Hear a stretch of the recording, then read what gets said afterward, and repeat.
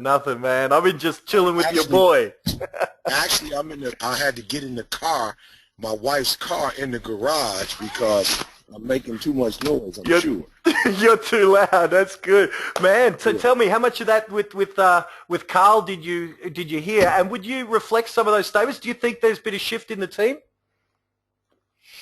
I mean, like Carl said, one of the things about, this organization is that we all, and this doesn't speak against people who don't necessarily believe in college, but it's a huge culture in the States. College is a major, it's a major part, of the fabric, of the United States of America. And so all my guys have advanced degrees. So Mm. they are accustomed to learning, that since they've been kids, they've been in school. They've probably only been out of school for a couple of years, so it's a culture of learning, and so I think that they have that to their advantage, that, they're accustomed to learning, they know how important learning is, and they know how to learn, so I Mm. think when we came over here, you know, they were already ready without knowing, what they were going to get. And so, of course, when you left, they understand the importance of retention. And so, yeah, I mean, you see the difference, man. It's, I don't think, I don't think they were necessarily born. They were already born, but I do believe they evolved. Yeah. Um, Nice. I think, I think what they already know, I would say, um, it's like steroids now. They're on steroids now. But that's the sort of steroids we want, and man, that's Absolutely. good. And we're going to talk in a moment about about all the stuff you do. But man, is there a trick? Like, how did you get a culture in your business where you've got people, because I tell you, people would look outside at the culture that I was in the middle of, man. I saw it firsthand with my own eyes, and Carl just reiterated it then. Man, how do you get a culture that feels like truly have accepted ownership mentality? Because, man, every other business in the world can preach ownership mentality in employees, but so few can ever realize it. I've never seen it ever like yours. Oh, I don't know. You'd have to ask Carl. I don't know how we pulled it off. I mean, yeah, I'm not sure how we pulled it off. I can speak to it, Glenn. I guess the reality is when you have a boss that's getting up at 3 o'clock every single day, and I'm fortunate enough to live not too far away from him, so I can literally look outside if I ever get up and see him outside at 3 o'clock in the morning starting his day, if you know what I'm saying. So Mm. that alone sets a tone of, we don't have time to play. Like, I'm starting my day early just so we can get ahead. So how dare me sleep till 10 when I got somebody that's looking out for me getting up at 3? You know what I mean? So Mm. that just starts the culture, if you get what I'm saying. You have somebody that's willing to get out there and work. I'm still to the point where I think Eric is the hardest worker in the company. Still to that point. So if he's working the hardest, it's not the boss that's sitting at a desk, telling you to get this done, get this done, get that done, and he's sitting there on the phone all day or something like that. He's Mm. out here, doing stuff on a daily basis, so it just makes it easier. Hey, and then the occasional text at 4:30 a.m. just kind of puts a little fire under you. Very cool. And E, do you think that because you said ages ago you never asked any of the guys to be up at 3? I remember in one of your talks you were addressing CJ at the back of the room, and you said, "See, have I ever asked you to get up at 3?" But they seem to just volunteer to do it, following the leader. I believe, man, nothing succeeds like success. You know, absolutely nothing. You could talk, about stuff. You can do these conferences, but nothing succeeds like success. And when people see proven strategies, they see what works. A man would have to be a fool not to do what works, so that he can experience success. And I think that's it. I think the team, has seen, okay, E ain't perfect, but E has told us we need to do X, Y, and Z. The principle part of me, is perfect. The principles are perfect. Now, I might not be, but the principles are absolutely perfect. So when they follow the principles, we all win. Financially, we all win. There's a certain freedom that they have. time to spend with their family.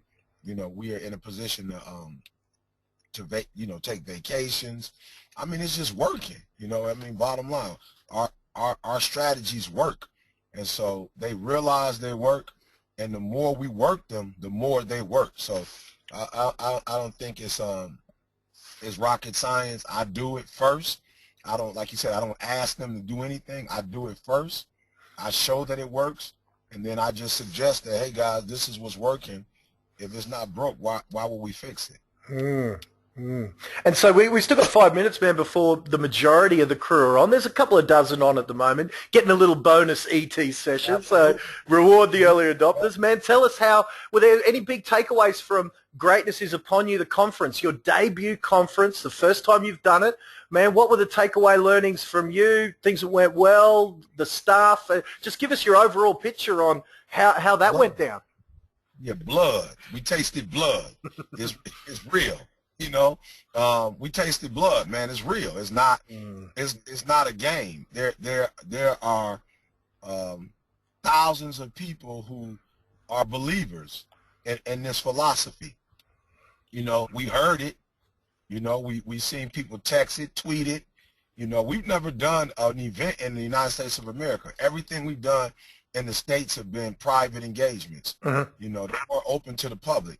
So we don't know if that's real or not. We know we came to Australia and did, you know, an event for you and people showed up, but that's probably because of you and because of the event and what they could get out of the event. We're not 100% sure people come because it's ET. We know now. Yeah. You know, we know now that when we do a conference, it's going to be packed, you know, and people are there. So we've arrived, you know, to some extent. We know that no man arrives, but in some degree we've arrived. It's real. We tasted it. You know, we saw it. We went. We conquered. And so from this point forth, you know, it's up to us. You know, however we want to benefit from the labor, from the work, and that's what it showed us. We put in 5 years of work on YouTube, on Twitter, on Instagram. We poured into people for 5 years, and these people proved to us we ready to pour back into you. I mean, we did one-on-one sessions. The breakfast that people bought sold out. The workshops got sold out. The mixer was a success. You know, T-shirts were bought. Books were bought. You know, people were like, when's the next one? They cried. You know, we laughed. You know, I mean, it's we realize now it's real. It's here, and if you work for it, anything you want, you can have it. Any way you want it. So I think for us, man, it was an eye opener. You heard me say it, you know, on the trailer that we survived. We survived the recession when other companies folded. You know, when other companies went bankrupt, we survived. And so now we're reaping the benefits of surviving. And how did our mutual friend, who's our co-speaker, our friend Aaron Sansoni, he came back. Aaron came back just pumped and said he loved it. Your take on Aaron, knowing he's not on the call, you can speak absolutely freely. How'd our boy go? I would speak freely if he was on the call. Yeah, I know, man. I know. No. You know, I unfortunately for me, you know, I was engaged in the program, so I didn't, you know, really get to experience him, especially like I did when he was with you, because it was he was able to do his thing. You know, they only gave him about an hour, and then of course we weren't doing direct sales, so he didn't get an opportunity to really get in his zone and do that. But from the feedback that I got, you know, people, you know, a lot of people took a lot away from the strategies that he gave. And I mean, he's a showman, you know what I'm saying? So the 10, 15 minutes that I did get to watch him, because I came on next, Aaron messed up. I was actually in the sound booth behind everybody, and he referenced me and pointed, and everybody started looking, you know, in my direction. So my security asked me to leave and go backstage, you know what I'm saying? So because I was right so people could see me. But you know, man, for real, from one speaker to another, like I said, he's a showman, man. I'm not, you know, on that level, but I mean, from his presentation, the music, you know, the lights, the camera, the action, the not one hair out of place, you know, the suit, you know, with the handkerchief. I don't even know if that's what you call it. You know, I mean, he's a showman, man. And you know, you know, when you do this line of work, you're always looking to people who have a different approach than you have, but have the same, you know, goals that you have. It's just, I mean, it's great to watch, man. So like I said, I don't think I'll ever put on a suit like that, you know, but I definitely have nothing but respect for the passion that he puts into his work. And I was actually in the sound booth when he came in, and he was just like, yo, is my stuff ready? Get this. I was like, yo, one day I'll be able to do that, you know. You know, one day I'll have my presentation down, you know, packed like that, you know. So it was phenomenal, man. I felt like I was at a, what do you call that, like a 3D movie, like an IMAX movie. You know what I'm saying? So, yeah, he did his thing, man. And I know we got some feedback through our surveys, and people really loved it. And then I think the other thing that made it phenomenal is you had the yin and the yang. You know, you had two guys who both, you know, have had our respective struggles with our fathers, and maybe not born with a silver spoon in our mouth, and you know, and both of us, you know, have been able to obtain a measure of success. So I think having those polar opposites, I think, took it to a whole nother level. I think people could appreciate it. They could appreciate it more. Definitely, definitely. Well, man, it's 7 o'clock, and there's a few of them rolling in, and we'll let them know as they come in that you know, guys, you missed about 15, 20 minutes because with ET, nothing starts on time. It's early, isn't it? Is that right? I'm just kidding, man. We still got you? Yeah, I'm still here. I thought you were talking to your staff. I was just telling the crew, man, as they're rolling in at 7 o'clock when it's Eric Thomas. You should have been here at 6:30. Everyone. You know, they don't know that, Glenn. They don't know that. They don't know that I'm not the average. I'm not gonna get on at 7, you know, and I'm gonna probably be on 10, 20 minutes early, and they need to be in the spot. You know, I always talk about get to the spot, and sometimes, man, it's not about, you know, who you are and how deep you are. Sometimes it's about timing, you know, and being at the right place at the right time. So when you get there a little early, it just gives you that advantage, you know. So yeah, so without a doubt. But I don't know the format, so I'll shut up, let you do whatever intros or whatever you have to do, and I'll sit back and I'm ready to rock and roll. Well, man, you know, it's kind of like there's no format for this one, man. This is just I do this once a month with my crew, and I thought, man, we're doing this, so let's reward these early adopters, reward my friends I've invited. This is just like an informal chat with my friends, family, colleagues, students. It's basically a snapshot of the audience you're going to be talking to next week. So it's like a little bonus session, man. So, guys, yeah, welcome. We do have Eric Thomas, E.T., the hip-hop preacher, online from the States. It is 4:30, 5 o'clock now, a.m. We've been chatting with him informally off air. I've hit start record now. We'll make a bit of I suppose, a formal welcome. It sounds weird to welcome you, man, after we've been chatting for a period of time. But, man, thanks for hanging out, bro. Hey, we'll fake it. We'll act like this. We'll just start all over. Yeah. Take it from the top. Yeah, that's right. Well, man, my guys are used to unprofessionalism, so it's cool. But I know we've got to get you out because you guys are getting on a plane. I know we don't have all night. If we could get straight into it, man, first off, congratulations on your magnificent appearance on the Today Show. I assume you saw the video. Looked great. I'm sure you agree? Yeah, man. I mean, I can't explain to you just the feeling, man. I mean, I haven't done Good Morning America in America. You know? Good Morning America is like, and I'm sure as it is in Australia, your version of it. I mean, everybody who, you know, is somebody in their respective, you know, profession is on Good Morning America here.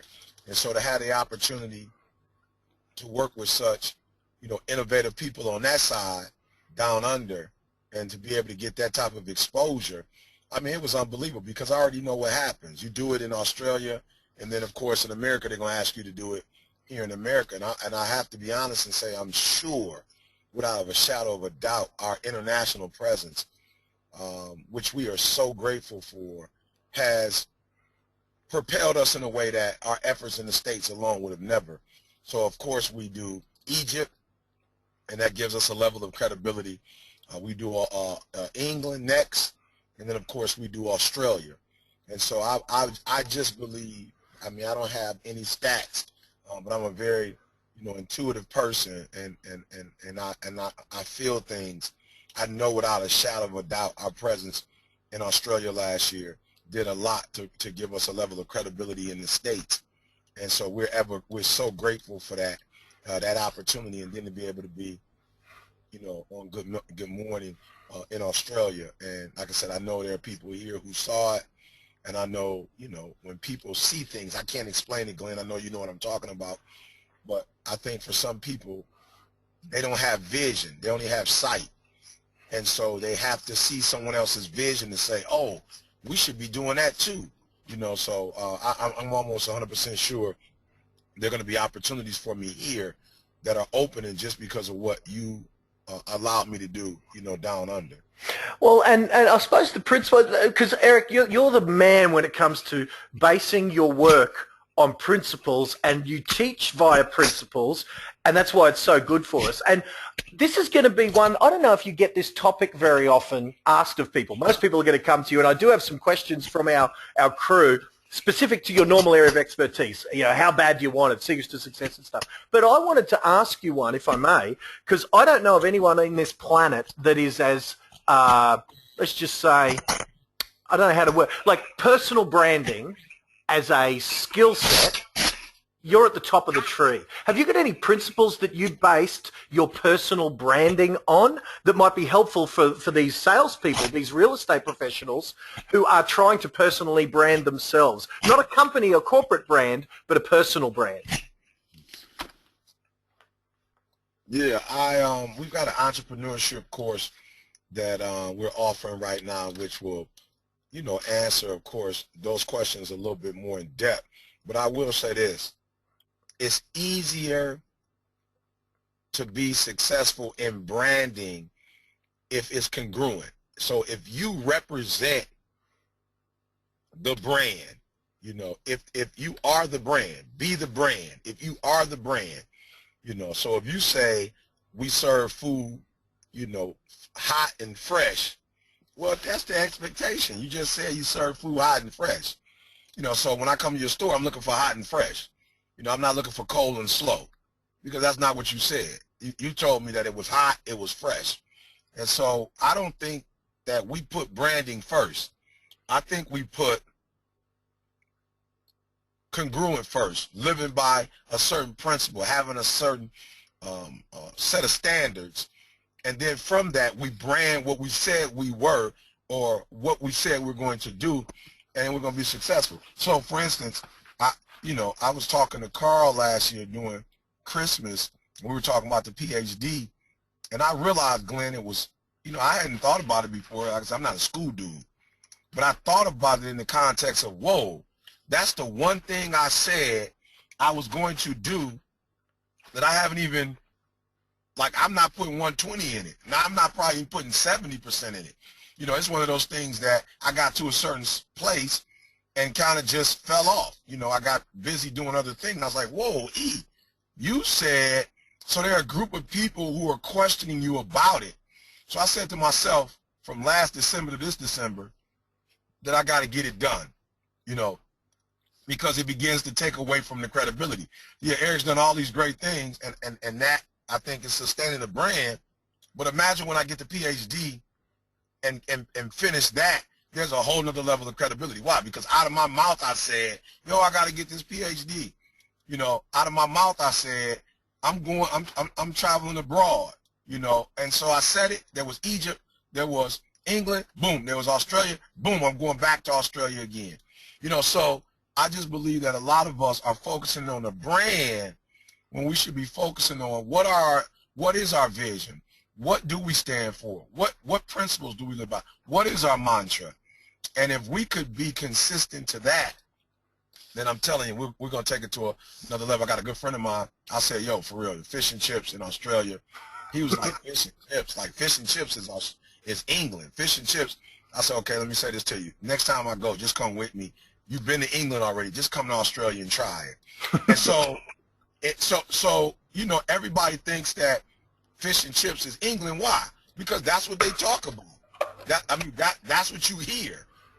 So nobody really knows that Australia is known for that. We think koala bears and kangaroos. And when I got there, like, you know, I didn't see a kangaroo at the airport. You know, I was like, whoa, what's going on? Where are the kangaroos? Like, I'm looking to get off the airplane and see one right now. You know, and I was educated on, you know, this is the reality. But in America, that's what they brand. That's what they talk about. That's what they tell us. So when we get to Australia, it's kind of funny, like, whoa, this doesn't look like, you know, of course, when we went to the park, that aspect looks like it.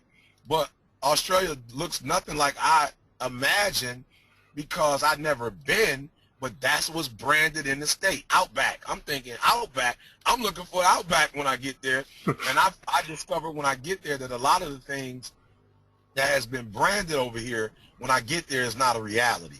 I think the success of branding is, are you who you say you are, and are you doing what you say you're going to do? Because my only expectations from you come out of your mouth. No other man or woman can brand for you. Branding is something that you say, and then on the back end, I'm looking for you to do exactly what you told me you were going to do. Nice. I've definitely heard, you know, I'd point the guys in the direction of your, the mixtapes and stuff where you talk about be the brand first. So guys, for extra discussion on that, go to etinspires.com and grab that particular session because it's awesome. Now, one particular, actually it's read its head a couple of times even in the last couple of weeks, about someone balancing talking something and putting it out there and telling the world that they're going to do something like you did with your PhD, and then shutting up about it and getting to work on it. So, you know, is there any clarification you'd make on talking it? Because, I mean, the amount of times I've heard you say, I'm one dissertation away from my PhD. You've talked about it a lot. Where do you draw the line of balance and when you shut up? I love your talk, man, when you say shut up and get to work. Yeah, I think, and it depends on who you are, but I'll be honest with you. I believe that you should talk about it as a point of accountability. You know, I'm just going to be honest with you.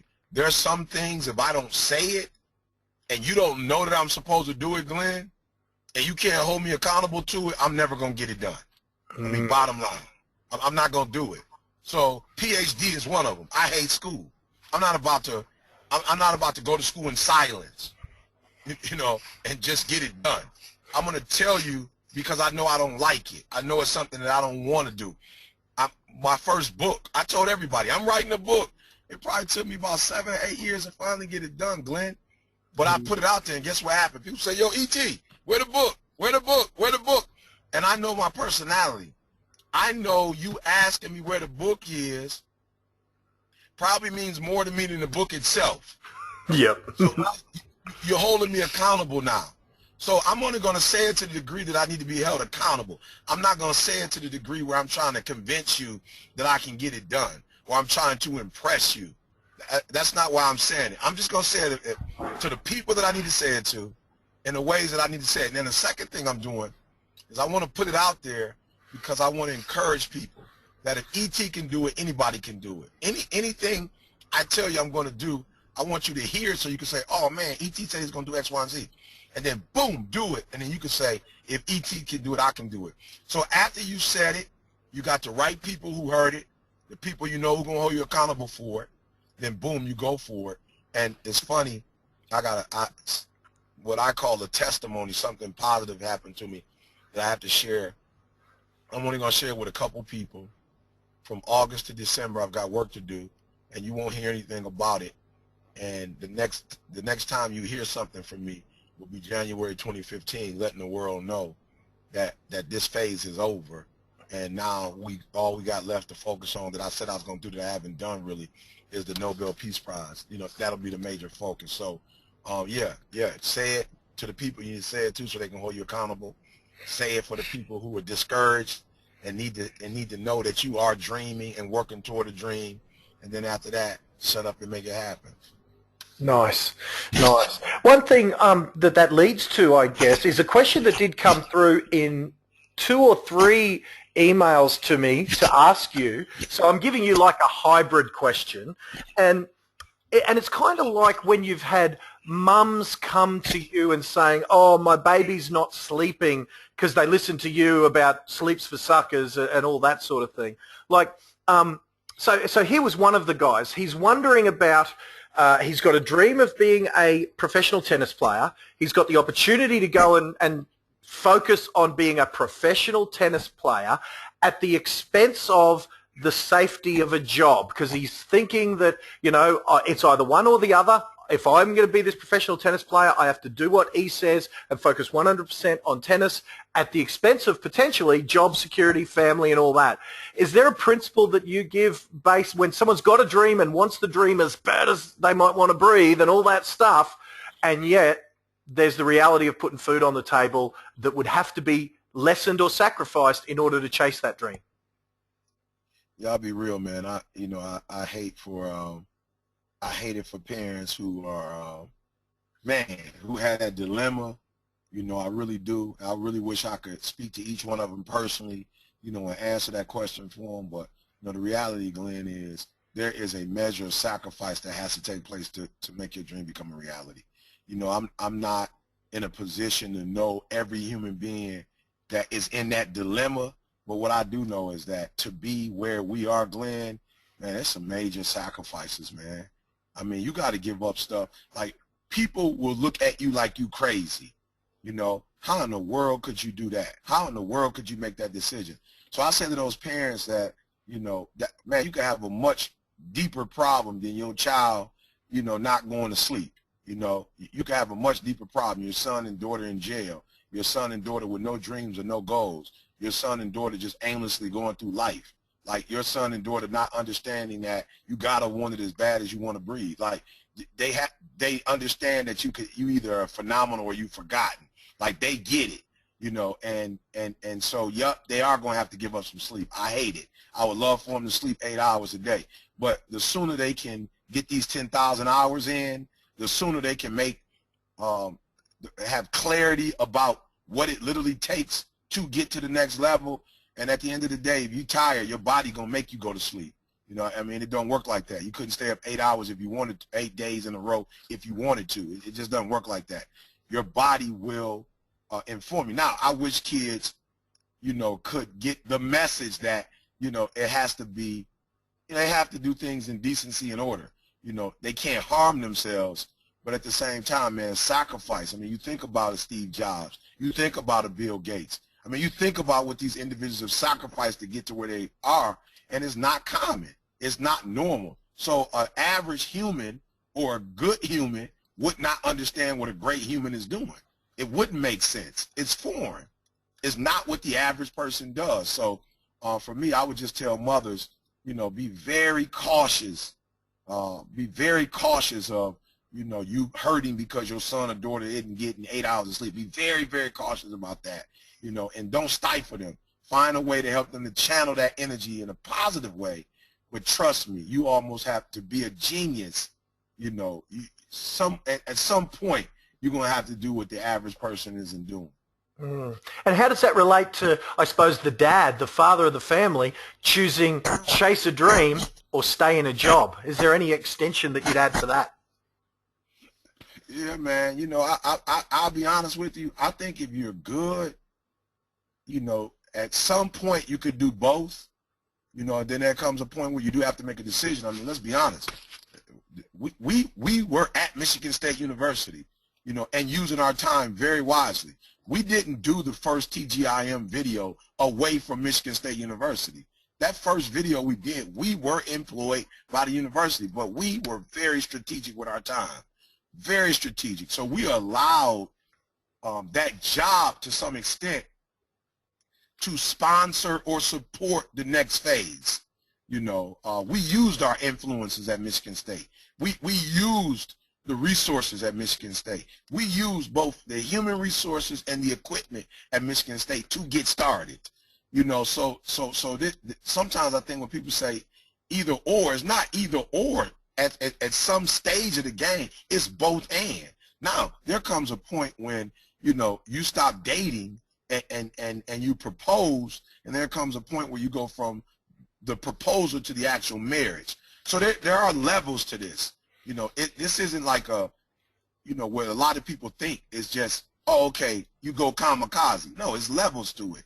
So there were, I don't remember, maybe 2-3 years, or a year or two when we first understood that we have a greater work to do, you know, and we need to do that work, but we didn't leave our jobs immediately. We didn't leave Michigan State immediately. We found that balance, and we did what we were supposed to do while we were there, and then that moment came where it was like, you cheat now on the job. You know what I'm saying? You cheating now. You know, this is infidelity now. You're at the job, but you're not at the job mentally. You're not at the job in your spirit. You're not at the job. You're not giving 120. So now you need to make that adjustment and leave completely. So I say to the dad that, yeah, you could do both, you know, but then it's going to get a point where hopefully you're so good at the dream, you're so passionate about the dream, you're investing so much in the dream that now you're so consumed by the dream that really you can't do anything other than the dream itself at this point. And if I remember correctly, Dee Dee said to you, you're going to go do this thing on YouTube, and you're doing what, for free? You got 3 months to change the world, then you're getting a job if it doesn't work. Yeah. 3 months, baby. And I don't think it took us 3 months. You know, I think it took us 30 days to really, you know, because we had already jumped off the mountain.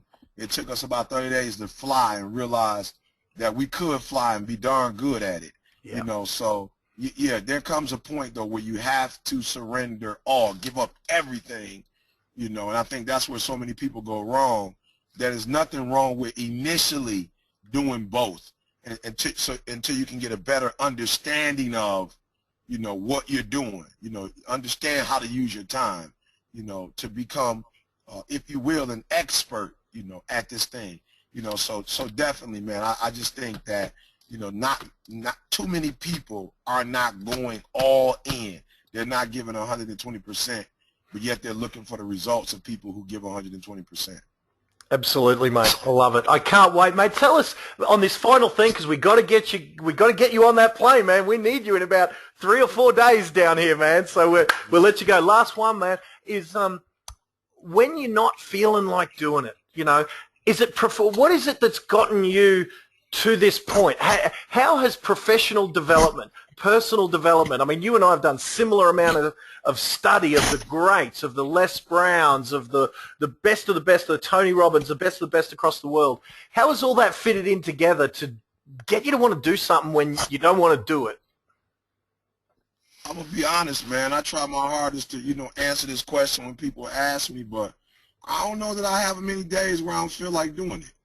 You know, I don't remember. I don't remember that. That's been a long, you know, time ago, man, when I was probably in my 20s, but I don't have many of those days, you know, and I think I don't have many of those days because, one, I keep my why in front of me.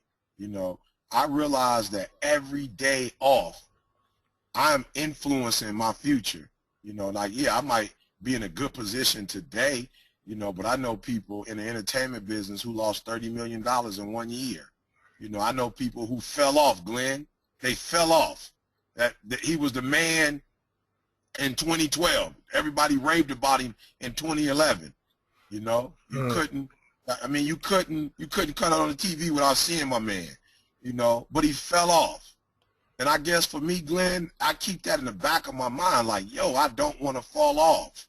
I don't want to fall off. Like, I don't want to be the guy that you was like, oh, you remember Eric Thomas? Phenomenal.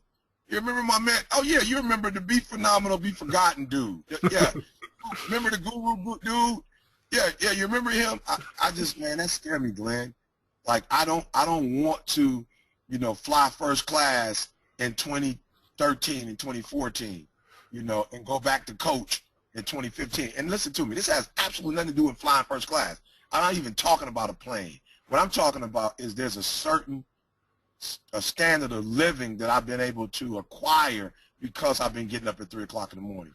And I would never want to go back to living the way I lived before after tasting this success because I settled. So I'll be real, man. All I think about is every month I've been able to do payroll. You know, every month or every year I've been able to increase people's pay. You know, every year I've been able to, you know, help people to pay college tuition or, you know, to do stuff for their family. Like my time belongs to me. Man, it's scary thinking if I settled, Glenn, I could go back to that doggone job at Michigan State. Like, it is no guarantee that I'm going to live this life for the rest of my life because of what I did 5, 6 years ago. You know, so for me, man, I don't have those days.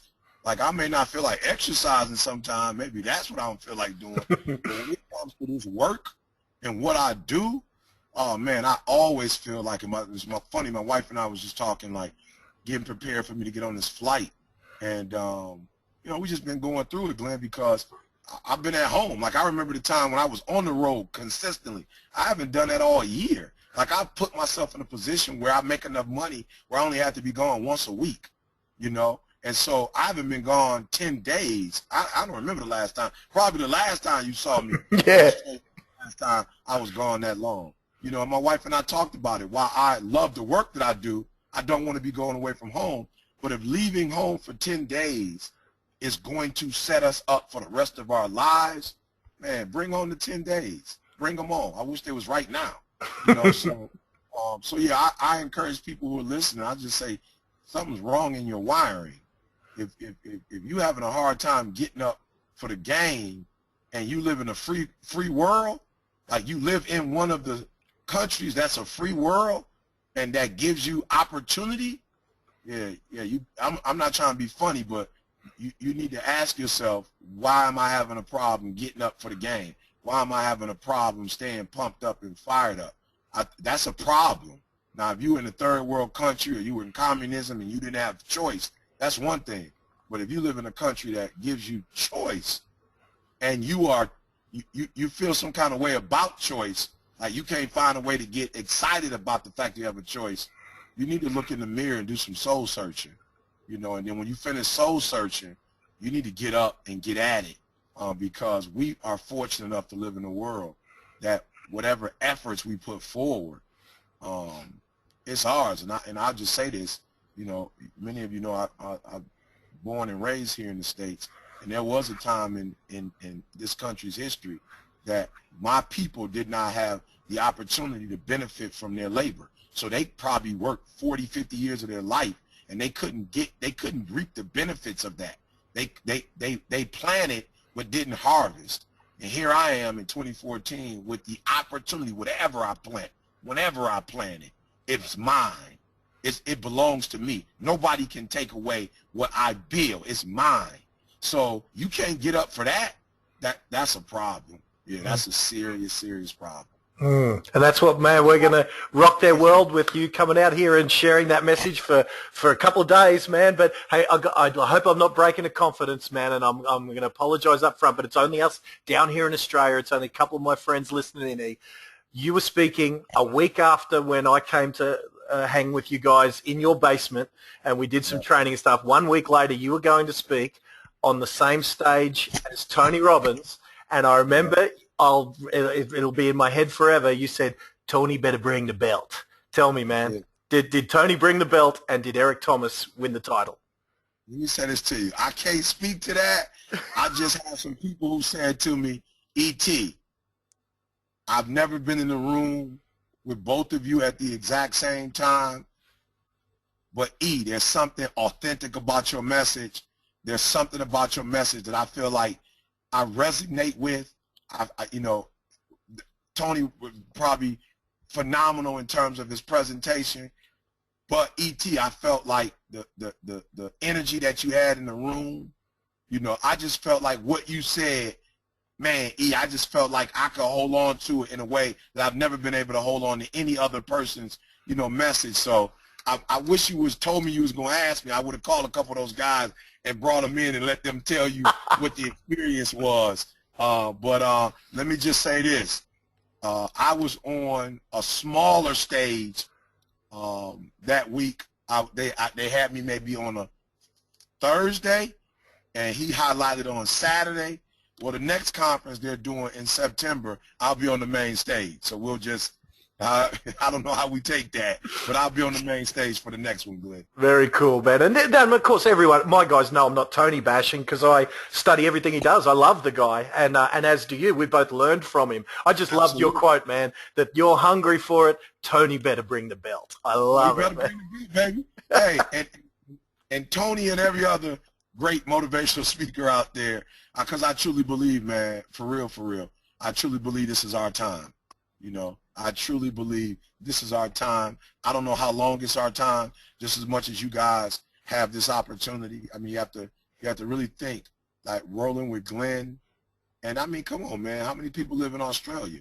You know, how many? There's millions of people in Australia. You guys are dealing with somebody who thought to bring Eric Thomas there. And mind you, what's so funny is that you brought me last year prior to, I mean, you know, every year we get better. But I think right now, unfortunately, if people are calling me, it's for real. The homie discount, as we call it in the state, the homie discount is over.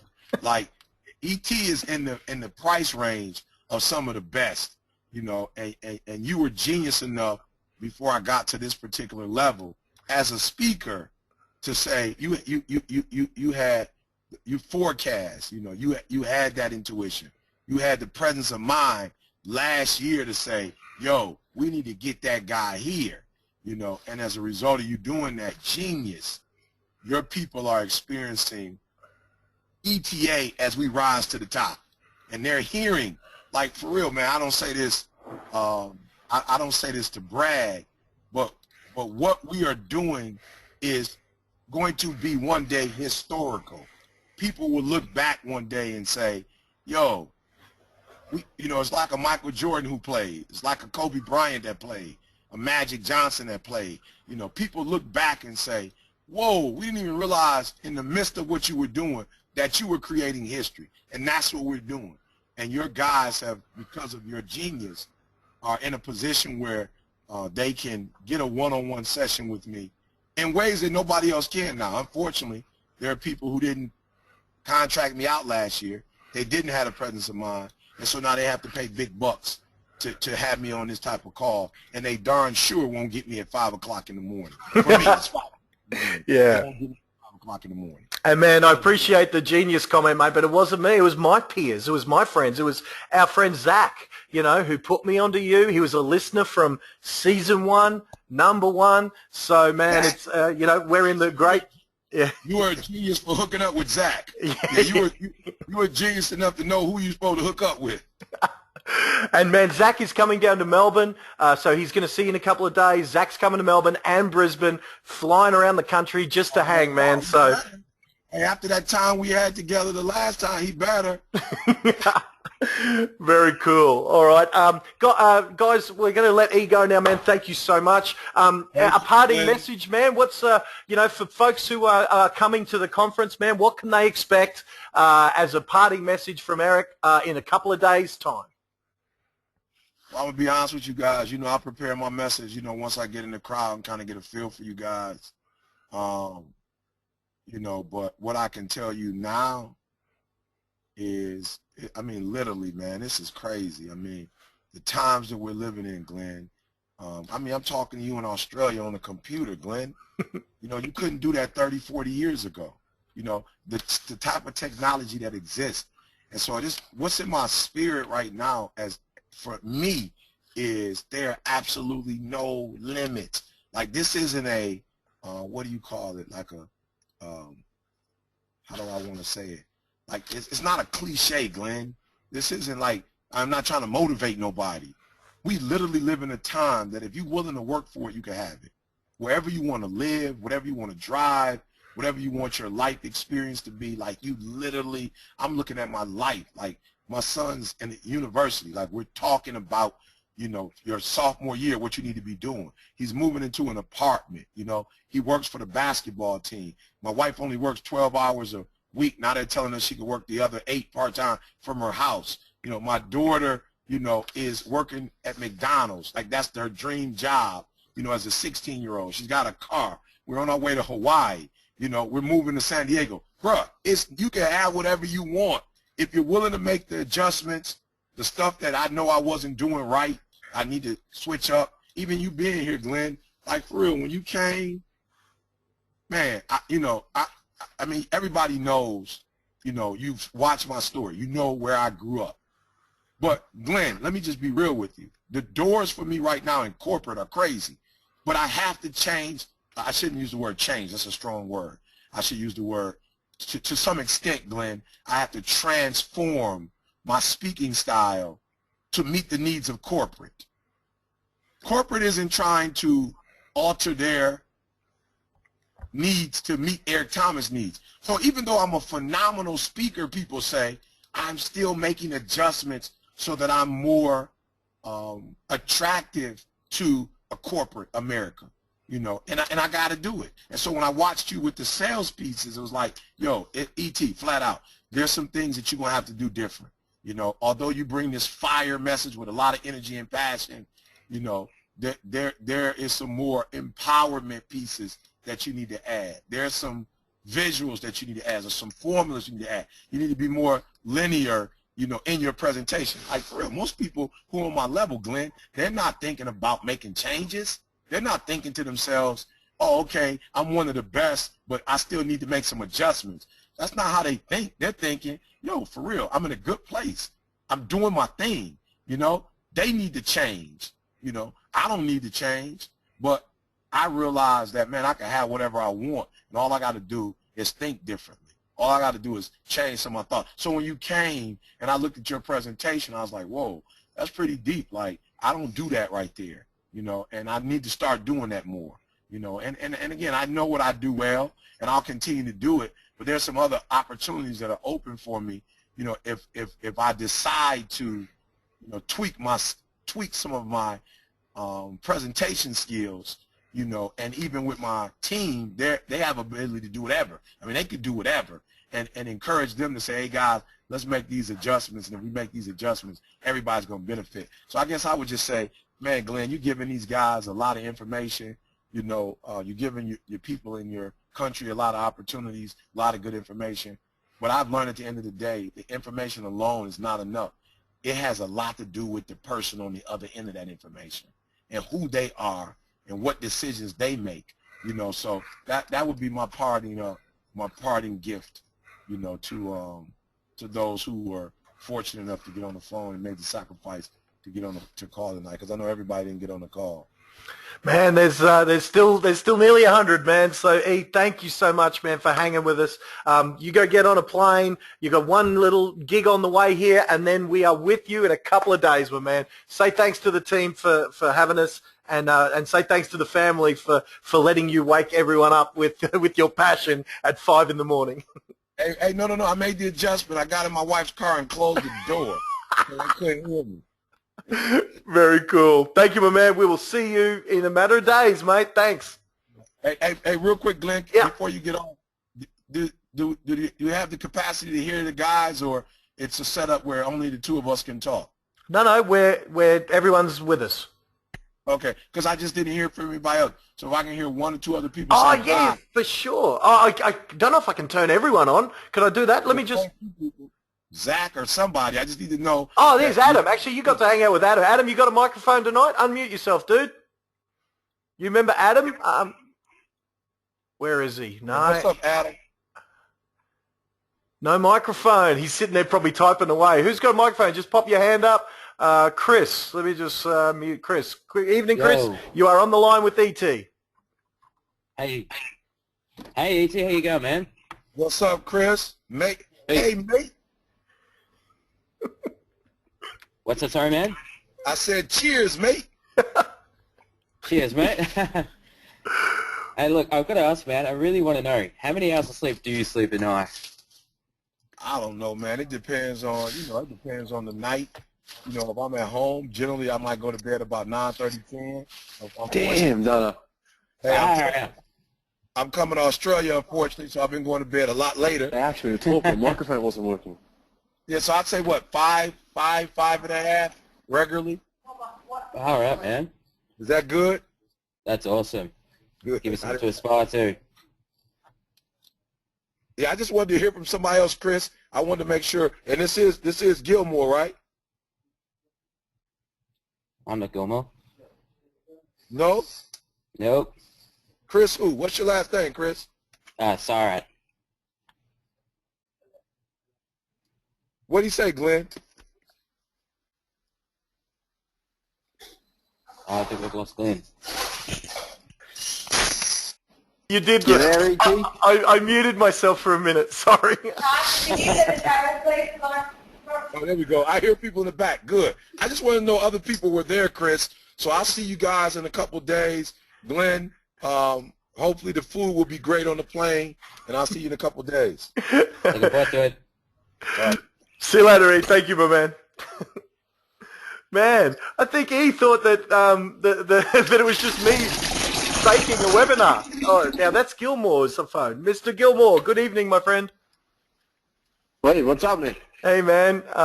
He heard one. You're the most famous Chris in America because he said because I introduced Chris who was on. And he said, "Is that Gilmore, right?" So, man, you're famous. There's only one real Chris. Oh man, that was pretty cool. Hey, what were your thoughts on E? Were you on for the whole time? Yeah, man. Yeah, definitely. Mate, he called you a genius. He did 3-4 times, mate. How good's that? Yeah, I don't know how much you're paying the guy. A lot, I can promise you. Yeah, I've got no doubt, man. Yeah, no, what a great message, eh? Yeah, that's it. Well, yeah, I mean, in some ways, even though, we've only, like me a couple of years ago, you more recently have been introduced. I mean, that's the sort of thing you used to do, isn't it? Getting up at crazy hours and the results are clear in your business, yeah? Yeah, 100%, mate. So, every person says that success leaves clues and, he's just nuts. 3 a.m., come on. Well, like, I don't know anyone that would do 3 a.m., and especially not in real estate, man. It's just too hard because when you're still going at 7, 8 at night, you'd be asleep at a table doing a listing. well, Matty's doing 9. He's in bed at most nights at 8:30, 9 o'clock, and he's up at stupid times. But maybe not 3, but 4. If I had a wife that looked like Matt Steinwaite's wife, I'd be in bed early too. Oh God, is he on here? I don't think he's on here tonight. Is he on? No, he's not on tonight. you bugger.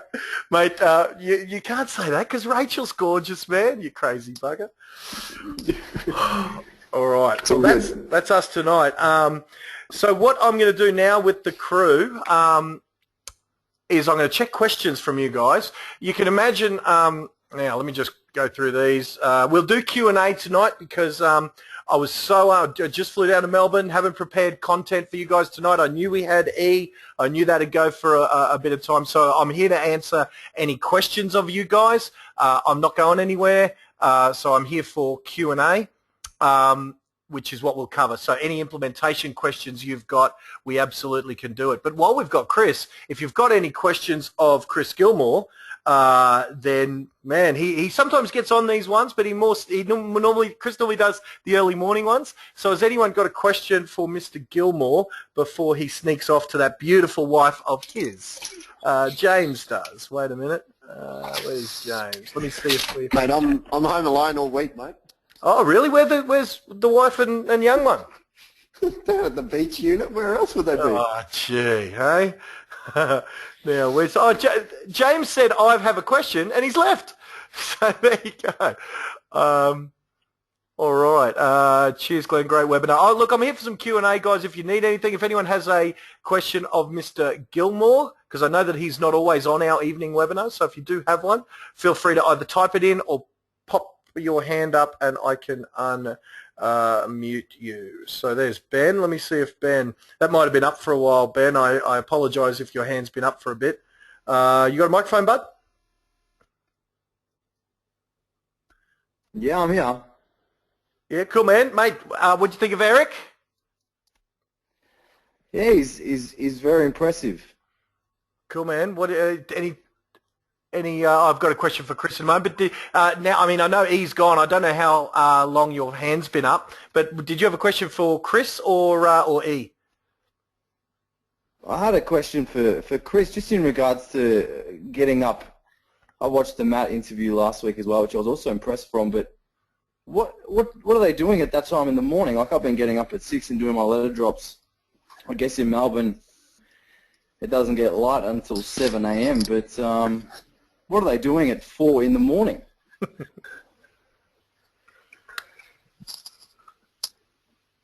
Chris, that's for you, dude. Mate, look, I get up at 5. Okay. What I'm doing at 5 a.m. I'm at the gym for an hour and a half, mate. Yeah. Yeah. So look, I think a lot of people probably get a mixed message. You know, at 5 a.m. are they in the office? I used to be. 100% And that's the question, Chris. I would just add, a really cluey bloke on a blog recently said, when you meet someone like a Chris Gilmore, don't ask what they do, ask what they did. So definitely explore on what you did when, man, you used to be in the office at 5, if I'm correct. Yeah. I used to start at 5 a.m. ever since I was introduced to McGrath. So it was, look, you're doing emailing, you're changing your ads. I was doing 5 a.m. before I even had an assistant. So, you know, I was getting my listings ready. I was getting my pre-listing kits done. All the stuff that an assistant should be doing, that's what I was doing. So that's why I've always said, until you have an assistant, you know, you are an assistant because you've got to do absolutely everything. So now that I've got the luxury of having 2 support staff with me, I now work on my mental health, you know, and physically and mentally. So at 5 a.m. I'm at the gym until 7 o'clock I get home. I have breakfast with my family, then 8 o'clock I'm rolling into the office and starting to do appointments. So my morning session is pretty much set up for phone calls, prospecting, marketing, okay, and then pretty much from about 1 o'clock, 2 o'clock onwards into the afternoon is when all the face-to-face stuff happens. So morning is in the office, afternoon's outside of the office. So. And Chris, yeah. back in those, you know, first couple of years, you invested a lot of time during those early hours when it was inappropriate to be seeing clients with your CRM, you know, and perfecting that. How long did that take you, and what were you doing, and how long, you know, all that stuff regarding learning how to drive your marketing system? Mate, can you give me a minute? I've just got a delivery at the door. Oh, okay, cool, mate. We'll get back to Chris's question. Hold 1 minute, man. I'll be back. No worries, mate. Okay, cool. So Ben, you know, one of the guys said to me about what he's doing at that time. Here's my opinion of the ideal, whether it's 4 till 5 or 5 till 6 or even 6 till 7. If you started your day doing our Soulflyer strategy, so doing our, I think Chris, I'll just mute him, and when I'm done, I'll bring him back on. If you spent your first hour walking the streets doing your Soulflyer strategy, staying in shape, staying healthy because you're walking, maybe for an hour a day, and you're listening to someone like an Eric Thomas or Chris has got his training programs, CDs, Bob Wolf, whoever it might be, if you're adding to your business, you're noticing your area. Chris used to learn his area off by heart so he can name houses in his area, 12 Smith Street's the high set and all that. You're learning your area. You're noticing when the for sale signs go up. The for sale signs might come down without a sold sticker on them. You know, you're adding to your health, your business, your mental, you know, by listening to CDs and trainings. And that's your first hour of every day. Man, if you're doing that first hour every day, 6 days a week, man, you know, heaven help your competitor if you do that every day for a year. But, you know, let's see if Chris is back so he can add what he was doing with his CRM, because back in that stage, he wasn't using one. So let's see if he's back. You back, man? Yeah, mate. Yeah, sorry, man. I just got some phone covers delivered to me home. It's cool. Good service. Yeah. So, yeah, look, before I started going to the gym 5 a.m. when I was in the office, I'd spend like the 8 months just refining my desktop, my CRM system. But like what you just said, Glenn, in that from 5 a.m. to 6, you can listen to a Tom Penos and John McGrath podcast. You know, they're 10, 15 minutes. So that's your self-development done. You can read. You can reply to email inquiries from realestate.com and Domain. You can get all that sort of stuff out of the way within the first hour. If you've got to fold letters, do some direct mail, like, man, there's a million things you could be doing at 5 a.m. And Chris, what sort of response did you get? Because I know we've talked, I asked these questions knowing that, we've talked about this before. The responses you used to get, or still do, when you reply to people at weird times. Yeah, man, look, I think with technology now, I've just got a little bit smarter, but like a lot of people just thought, man, you're crazy. What are you still doing? Like emailing at 12 o'clock or 5 a.m. in the morning or whatever you're doing. What I do now, if there's any emails I've got to send, mate, I just put them on a scheduled timer on Outlook. So it looks like it's going out at stupid times. Yeah, of course, man. Why not? Oh, very good. Very good. Cool. So, Ben, does that answer your question to some degree? I know that we've only touched on it, but is that cool? Yeah. It's I guess the question is, like, most of those things I do, I'm exercising every day, and obviously the walking, but it comes back to, am I doing enough? And you always question yourself, am I doing enough, and what can I do more of?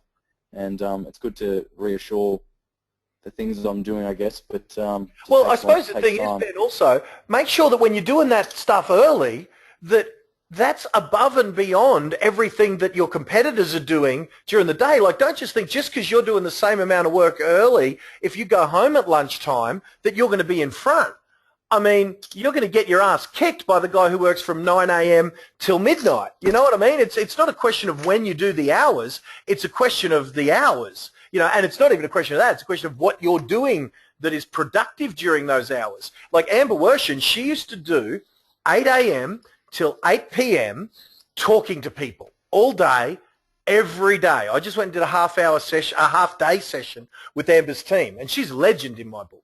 8 a.m. till 8 p.m., 12 hours a day, dollar productive. So that's listing presentations, prospecting, talking to people, just doing people time, she used to call it. That's 12 hours a day. If you wanted to see Amber for admin or meetings or anything else, it was either before 8 a.m. or after 8 p.m.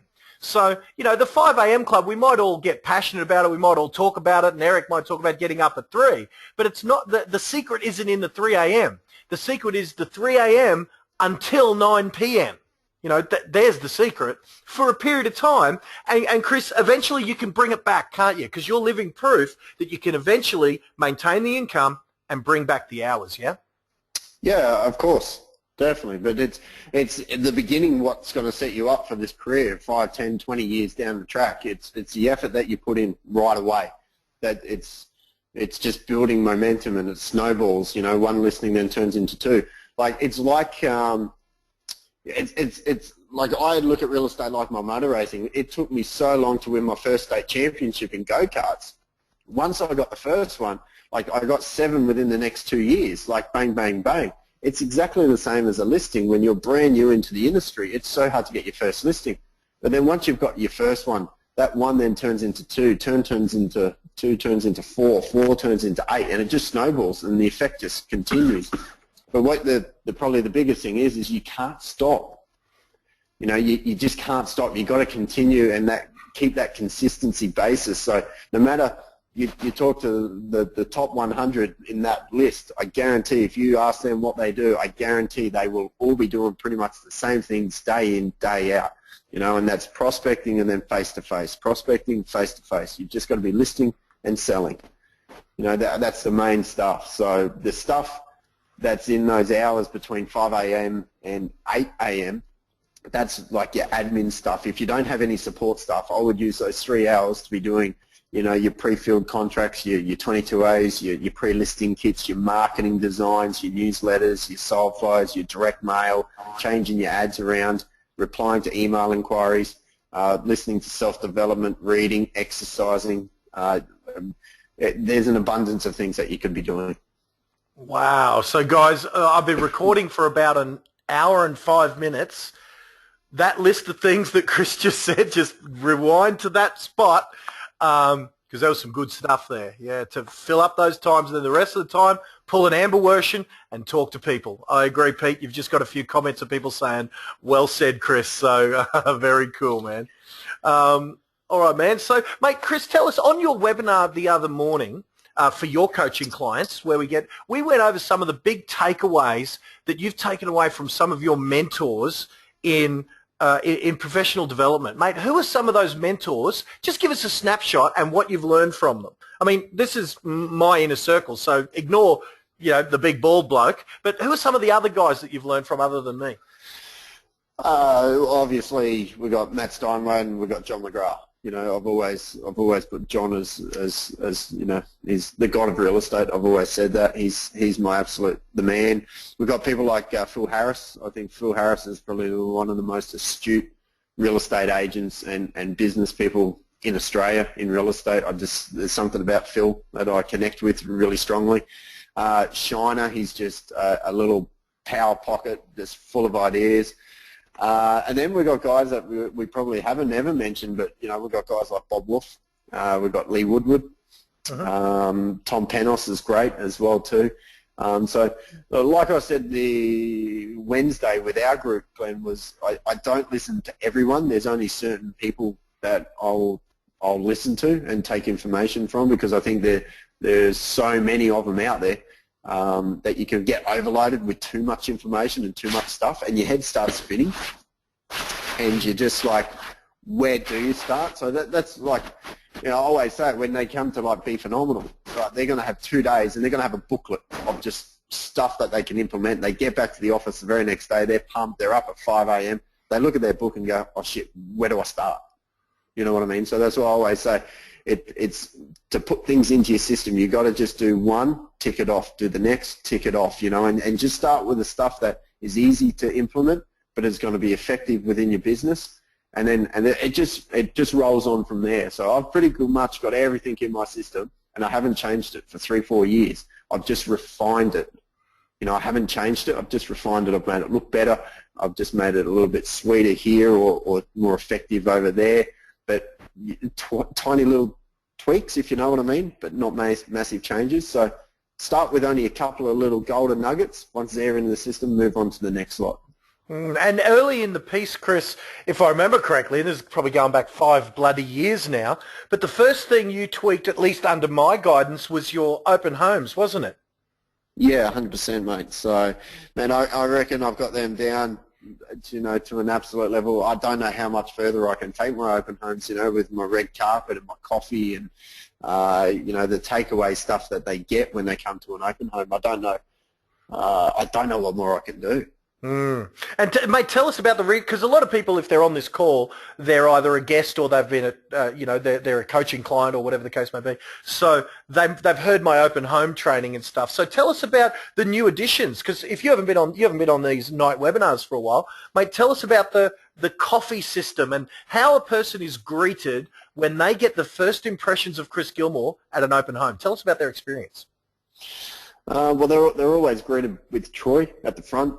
He'll shake hands. We've got a lot more signboards out the front of our home now. I used to just have the 1 or the 2. I have now 6 with different messages on them. Welcome home, open now. Coffee's being served inside. So I have different messages on my pointer boards at the front of the property. Rolling up into the front portico of most of the homes. I sell a lot of low set, high set brick and tile, pretty modern new homes. So they've got a nice entryway. I have what I call the red carpet, but it's orange. It's 2 meters long, just with warm words, and it says welcome home. So that's rolled out at the front.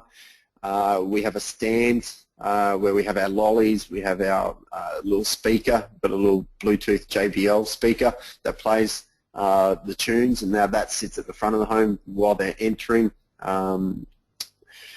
What else do we have? And then inside, I'm basically inside out answering any questions and serving coffee. It's like a coffee shop when you come into an open home. So it's just a really great buzz. People, we find, are staying longer in the home. They're asking more. They're more open. Because a lot of people go to open homes. They just want to get in, get out, look at the home, and they're really reserved. So we're just finding that a lot of people opening up and spending a little bit longer in the open home. Depends on the person. The homeowner, sometimes they have cupcakes or cakes or biscuits and stuff like that. So it's endless what you can do. And then but that's not the secret. The follow-up is the secret. that's just all for show. Yep. You know, that's purely just to stand out. So, you know, and then, you know, we've got our socks, you know, but I'll be going in a lot more detail at Be Phenomenal, just of all the new changes and what we've implemented to improve our open homes. But the secret's in the follow-up. You know, I had a vendor meeting for 2 hours with one of my owners last night, and they're a buyer, so we're selling their home, they're looking at purchasing it. And I said, how many homes have you been through? And they said, oh, I've probably been through about 18, 20 of them now. I said, how many have followed you up? And they said, Chris, none. Whoa! And I'm like, fantastic. And they're looking in where my core area is, you know, surrounding suburbs where I've got some of my guys in. And that's just great feedback. You know, zero, mate, zero. And they're looking at spending between 500,000 to 600,000. Great people, zero follow-up so far. So Chris, you know, I know that it's an All Properties Group KPI that before they start in your company, they have to secret shop their competitors.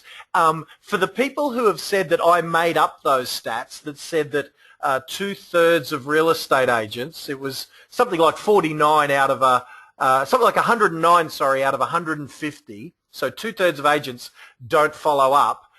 Based on your experience, like you'd say, what would you say to the person who says, that's bullshit, Glenn, my area is different, my area is better than that? No, not at all. 100% support the data that you put out, mate. And we're not, you know, I think the best in our area at the moment is on realestate.com. You can push the little icon that says print property. They print that on their photocopy at work and give that to the client when they walk in. That's the best we've seen lately. Wow. Very cool, man. No wonder you're a standout, bud. Very cool. All right, man. It's not hard. Mate, personal development. Let's say, just hypothetically, there's someone on this call that's not coming to Be Phenomenal because I don't know the reason. What would you say? Here's where it gets a little promotional, guys. What would you say to someone considering coming to Be Phenomenal but not quite sure yet? How much is a ticket? It's $200. Is it really? And I'll do buy one get one free because, frankly, I've already paid for. This is embarrassing, but I paid catering for 1,000 people because I put it out there. And look, let's just face it, people are going to see the numbers. We're not there, so you can do buy one get one free if you like. Yeah, okay. So look, for $100 or whatever, it's, mate. You lost for words, Chriso. Man, if they're not going, you're nuts. Now, look, I know a few people have messaged me and said, oh, I wish it was in Sydney or whatever. That's just an excuse. That is just purely an excuse. You know, if it was in Perth, and it wouldn't matter for me with that lineup. Even if I was not speaking, our whole crew are going. You know, and they're paying. You know, they don't get any free tickets. They're paying. They're all going. Yep. You know, like you got Spillane, Harris, Marcus. That's it. I just want to see Marcus. Yep. That's the only guy I want to sit and listen to be honest, out of everyone that's... Oh, Tom too. I don't really want to listen to Tom because of his accent, right? But I want to get him aside and one night and talk to him that way. So they're the two that I'm really looking forward to, but I can't wait to see Marcus. And I tell you, what's interesting, Chris, you mentioned Marcus and Tom. Both Tom and Marcus are speaking in Brisbane. Marcus, you know, told me personally he's going to be sitting there in Melbourne as an attendee taking notes. The guy's number 3 in the country, you know, doing millions of dollars, and you can sit there beside him and take notes alongside him, you know. Unbelievable. Yeah, well, what I would be doing is saying, mate, trying to go out for lunch. Let's bypass Monday, and I'd spend a day with him. So, you know, to get close to these guys, you know, for $200 in the breaks and to talk to them, and because that's where the value is as well too. You know, they're all really nice, genuine people. So, man, I'm super pumped, man. I've got a whole new talk for this one, and I think some of the other guys do. But yeah, Tom, I want to get aside personally and just drill him, right? But Marcus, mate, obviously, however he's been trained by Tosterman, JT, mate, obviously it's worn off onto him to be, James is number 1 and Marcus is number 3. Yep. So to learn from the third best dude in Yep. in Australia, and backed up with Harris and John McGrath and Steinway and Shiner and Spillane, dude. Man, If they're not going, they should not be on this webinar. Yeah, that's true. That's true. That's true. I mean, I'm not even singling anyone out because I see a lot of names on here, and everyone is coming, so it's good. But now Alex is you up. can get plane tickets really cheap. Malaysian Airlines, they're like throwing out their airline tickets. So if you live in Sydney, just get a Malaysian airline and get there. Oh my goodness, Mr. Gilmore. I mean, okay, they're used to it. I normally drink on these things. I haven't got a drink tonight. Hey, Alex is asking though, Chris, do you hire a coffee van or bring an urn of it? Now, so tell us, for those who don't know, how are you pulling off the coffee thing in a reasonable time? Yeah, look, they take 44 seconds, I think, to make. No, I don't bring a coffee machine, trailer or anything. It's just the little DeLongo. It's called the Cities, CITIZ, the DeLonghi version, where it's got the milk frother. It heats the water as it pumps it through the machine. So you just fill up the little canister at the back, you put your little coffee pod in the top, push one button, presto, done. 40 seconds later, hot coffee. They take their sugars. We've got all properties group cups, pre-done, printed. They look $1 million. And but see, guys, they've got to remember too. I'm seeing 2 to 3 people every open home. I don't get floods of 20. If I had 20, I would not be doing coffee. Too hard. Yeah, although still, man, I mean, if you're seeing 20, then it might be worth having a dedicated $10 an hour 18-year-old instead of letting them work at McDonald's, getting them on the coffee machine. Yeah, why not? Make sure she's hot too. Mr. Gilmore, thanks for joining us tonight, bro. I'm going to wrap it up tonight because I've got a million things to do to prepare. Let me just quickly go through these questions, see if there's any for me or you. And let's see. There's a few for ET. How many hours do you sleep? Oh, Chris, I do have one for you. The pawn shop you mentioned at 8 Mile, they make the TV show out of. Man, one of these boys took me to that pawn shop and showed me the guys that were on TV and all that. And, yeah, it's just a normal pawn shop. When they're not filming, man, there were people with TVs just hawking it, people getting, man, there was nothing special about it. It was just a pawn shop. But he said, and that guy's on, and I didn't know him. I'd never seen the show.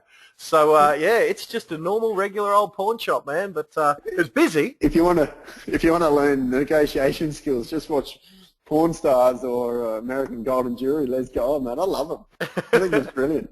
They just get up each other and they just do it with attitude. But that's Detroit people for you, isn't it? That's it, man. Yeah, no. So, yeah, they took me for the 8 Mile tour, man, on the way to the airport. One of these boys took me and showed me all the Detroit action. So, all right, let's keep going down. I really don't get motivated by speakers. There's something about ET that works. I agree. Nathan Haynes, ET, you better bring the belt next week. And Nathan Haynes asks for Mr. Gilmore. Oh, Jesus Christ. Where will I find you guys? He says, does Chris still like men? God. Nathan, you ring me, you bastard. Oh, is Nathan going to Melbourne? I would think so. Yeah, he must be. I think so. I think I spoke to Nathan, but we didn't speak about Be Phenomenal. But let me unmute him. Let me see if he's got a microphone. Nathan, got a microphone tonight, bud? No, he doesn't. Hello? Yeah. He does. Can you hear me? Man. Yeah. Now, don't you guys play nice. We're in a public forum here, you buggers. Yes, I'm coming to Be Phenomenal. I'm coming to Brisbane. Oh, that's right. You did say. Yeah. Cool. Excellent. Good thing I'm not going to be here. That's probably a good thing, mate. Chris, you're on the poster, man. You got to come. I'll be there Thursday, dude. So. All right. Very cool. Thanks, Nath. All right. Well, Chris, thank you, man, for jumping on. I know that normally you've got the family with you, so you don't jump on as many of these night ones. But, mate, thanks for coming on tonight, man. Much appreciated. And, man, no worries. We'll see you in a couple of days down in Melbourne, man. Is it cold down there? It's freezing. Yeah, thanks. That's all I needed to know. I'm not leaving my hotel room ever. It's freezing. It's freezing. All right, Chris, we'll talk to you later, man. Thanks, buddy.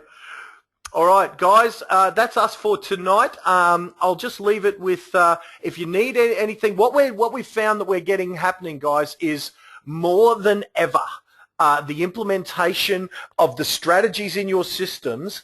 I'm getting too many questions that are answered in your training. Guys, you guys are coming and asking me, hey, how often do you send the soul flyers? Guys, there is a module in that training that goes for like an hour with every single nuance of how to execute that soul flyer strategy. And I did a session for one of the guys the other day who hadn't watched the session. He was a new client, and we did a half-day one-on-one in his office. And he said to me, there is no way that anyone could implement this and not be the #1 agent in that area if they did it for a year. He says it's impossible to not be, and I agree with him.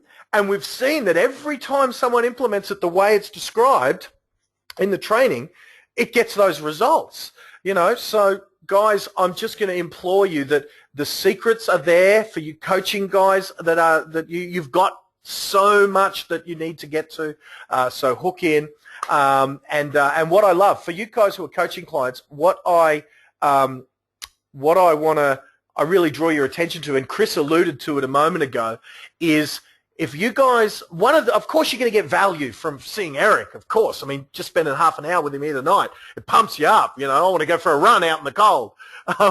But other than Eric and John McGrath and all these legends and stuff and the great information you're going to get, what you guys are also going to get in abundance is what Chris alluded to, getting Tom Carlin at the bar in Melbourne, because he's going to be there as a participant with his team, rubbing shoulders with Tom Carlin on the breaks, asking him questions. Now, I know these guys, their character. They're okay with it. Yes, during the sessions, they're there to learn as well, but on the breaks, on the lunch break, I tell you, if Marcus, Tom, and all of those guys don't get lunch invites and, hey, come with us, guys. You guys are nuts. So you guys are my coaching clients. You guys are the ones that I say, invite those guys to lunch, because guess what? They just might bloody well go.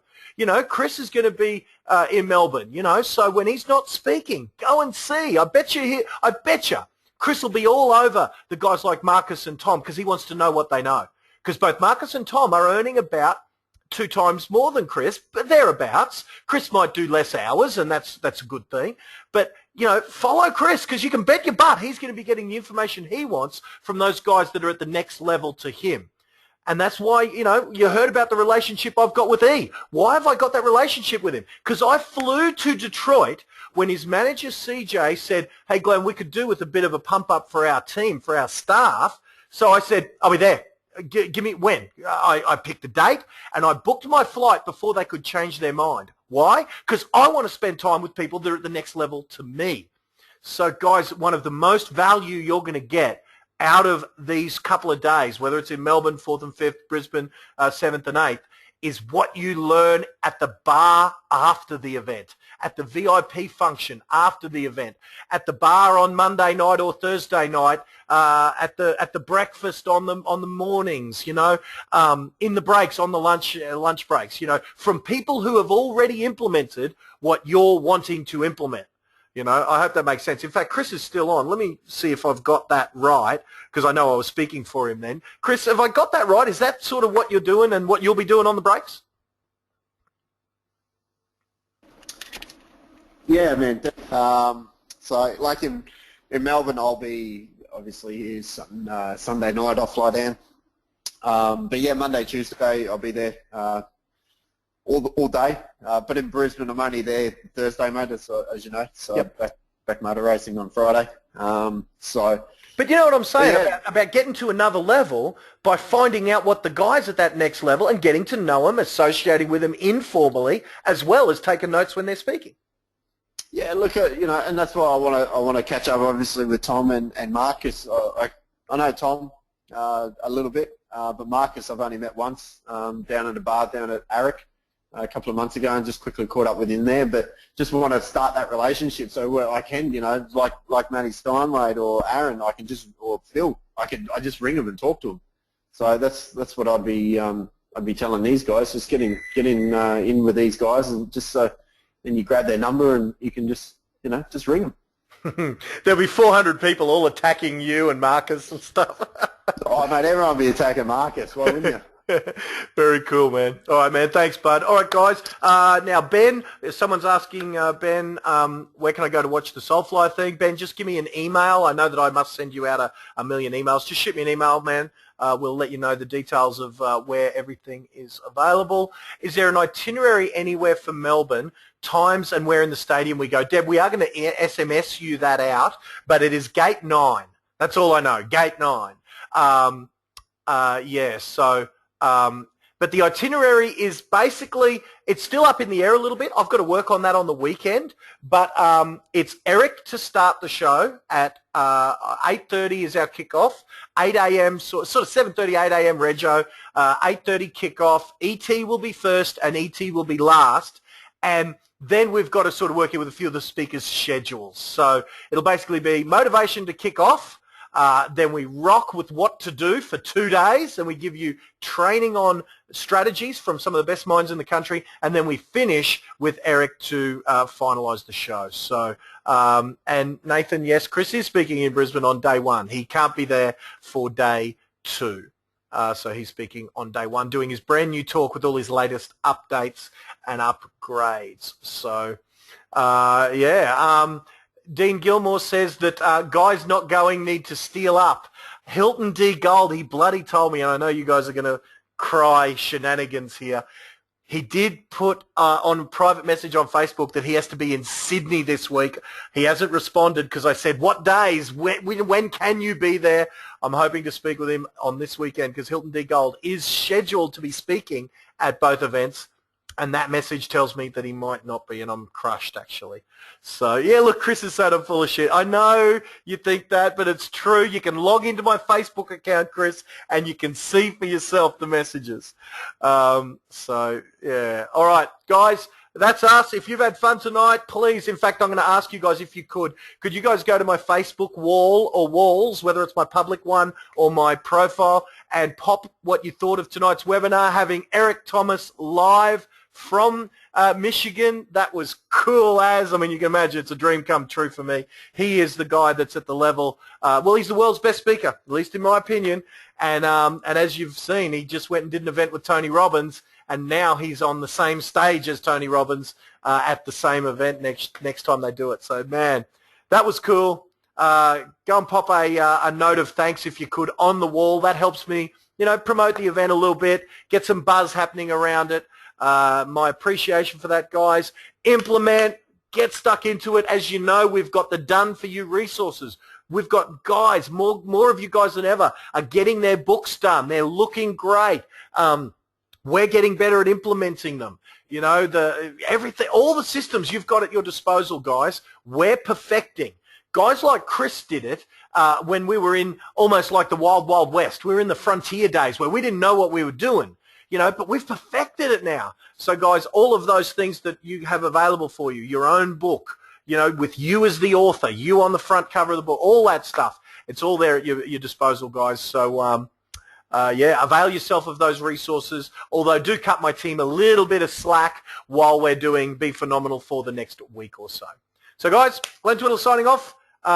Thank you, Jeanette. Although, guys, I would ask you, hold your thanks and bang them on my Facebook wall. I really, really appreciate it because when I close the webinar, all of your comments go away here on the GoToWebinar thing, whereas on the Facebook wall, they let other people see that we're having a good time at these things. They're fun, they're informative, they're instructional. And for tonight, primarily, we were talking all about motivation. Why do we do it?